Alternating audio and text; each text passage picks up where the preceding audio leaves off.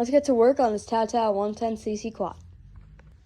Okay, so first what we're gonna have to do is we're gonna have to disconnect this switch that I put on as a kind of makeshift thing. All right, that came out pretty easily. Now let's get to installing this thing, and we're gonna try and start her up after. If I'm correct, it should plug right into this. So let's give it a try. All right, let's start plugging it in.